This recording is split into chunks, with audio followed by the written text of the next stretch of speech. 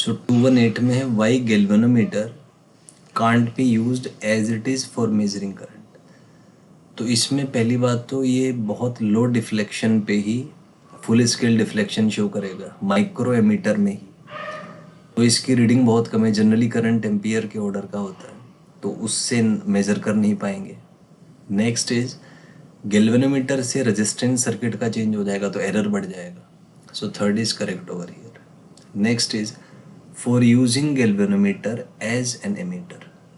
तो ammeter series में use होता है तो इसका रेजिस्टेंस बहुत लो होना चाहिए, तो उसके लिए हम एक स्मॉल रेजिस्टेंस यूज़ करते हैं पैरेलल में गैल्वेनोमीटर कोइल के, जिससे इफेक्टिव रेजिस्टेंस कम हो जाए। तो first one will be correct over here. Next is why shunt resistance should be small.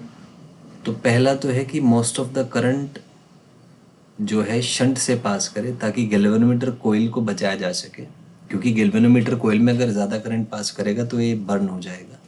तो फर्स्ट रीज़न तो ठीक है।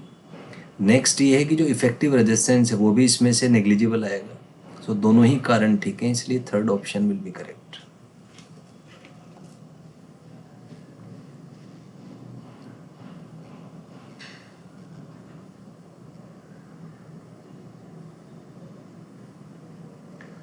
नेक्स्ट है यहाँ पे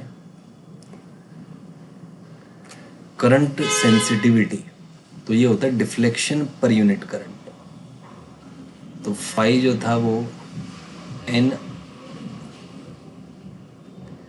आई A by B, A phi आया था एन आई ए बी। तो फाई बाई आई जो है आपका एन ए बी बाई के आ जाएगा, तो इसको ही करंट सेंसिटिविटी कहा जाता है। First will be correct. Next is current sensitivity of the galvanometer is deflection पर यूनिट करंट। तो फर्स्ट आ जाएगा। Next is a convenient way for the manufacture to increase current sensitivity is. तो ये N A B by के होता है, तो एन बढ़ा सकते हैं, बी बढ़ा सकते हैं, एरिया बढ़ा सकते हैं। सो ये तीनों ही इसमें करेक्ट हो जाएंगे। तो डी इसमें फोर्थ ऑप्शन में आप इसको ऑल ऑफ दीज कर लीजिए।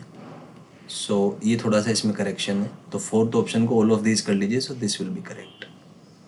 Next is an ammeter is connected in series. तो सीरीज में लगता है फर्स्ट आ जाएगा। Next for using galvanometer as a voltmeter we should connect it. तो वोल्टमीटर वोल्टेज मेजर करने के लिए यूज होता है, तो इसको अपन पैरेलल में यूज करेंगे। सेकंड आ जाएगा।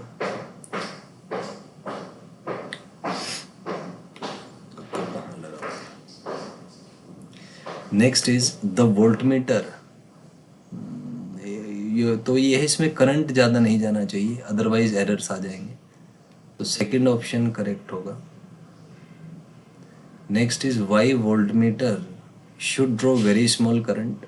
तो ये कि ओरिजिनल करंट डिस्ट्रीब्यूशन जिससे चेंज ना हो जाए, तो एरर्स ताकि कम से कम आए। तो first will be correct. Next is voltage sensitivities. तो दिस इज डिफ्लेक्शन पर यूनिट वोल्टेज। तो इसको दिया जा सकता है एज वी को आई आर लिख लीजिए। तो ये आ जाएगा आपका five by I R. Five by I होता है करंट सेंसिटिविटी, तो एन ए बी बाई के। तो एन ए बी बाई के इंटू आर। तो first one will be correct. Next is increasing the current sensitivity. तो इट में change, क्योंकि रेजिस्टेंस में भी चेंजेस आएंगे, तो इट में चेंज। तो सेकेंड ऑप्शन यहाँ पे आ जाएगा। Next is on doubling.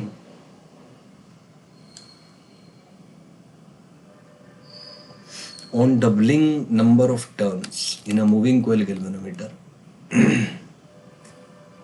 current sensitivity, तो NAB by K है, तो बाकी अदर फैक्टर्स अगर सेम है तो डबल हो जाएगा। सेकंड आ जाएगा। Next number of turns voltage sensitivity. तो वोल्टेज सेंसिटिविटी भी बाकी फैक्टर्स अगर सेम है तो डायरेक्टली प्रोपोर्शनल आएगा, तो सेकंड आ जाएगा।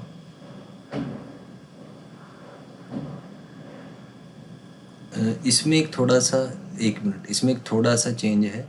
रेजिस्टेंस यहाँ पे वेरी कर सकता है, तो रेजिस्टेंस भी डबल हो जाएगा, नंबर ऑफ टर्न्स आप डबल करेंगे।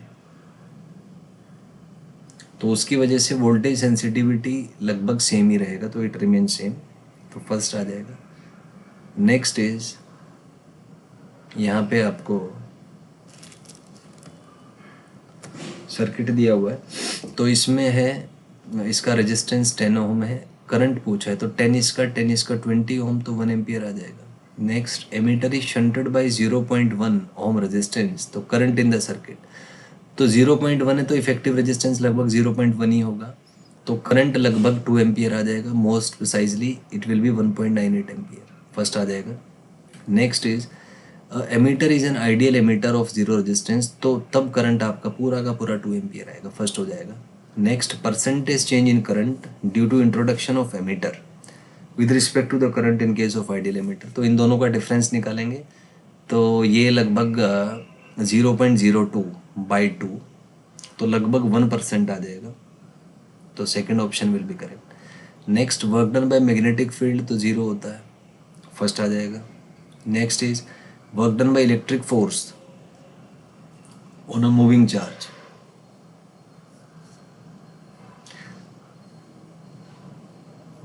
तो 239 में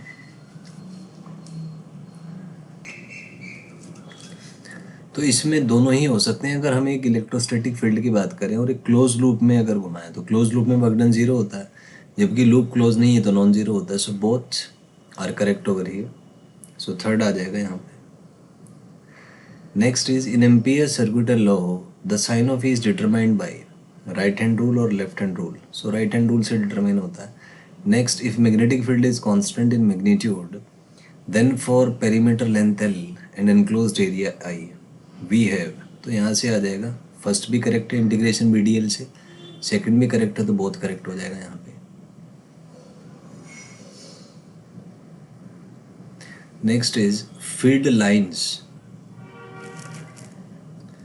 for an infinite straight wire is, तो कंसेंट्रिक सर्कल्स की फॉर्म में होगा, फर्स्ट आ जाएगा। Next is direction of magnetic moment of a loop is determined bye, तो राइट हैंड थंब रूल से इसको निकाल सकते हैं। Next, dimension formula for mu naught is, तो इसमें फर्स्ट आ जाएगा। Next is SI unit of mu naught, तो टेस्ला मीटर एम्पियर इनवर्स होता है, या इसको ये भी लिखा जा सकता है, so both are correct, third आ जाएगा।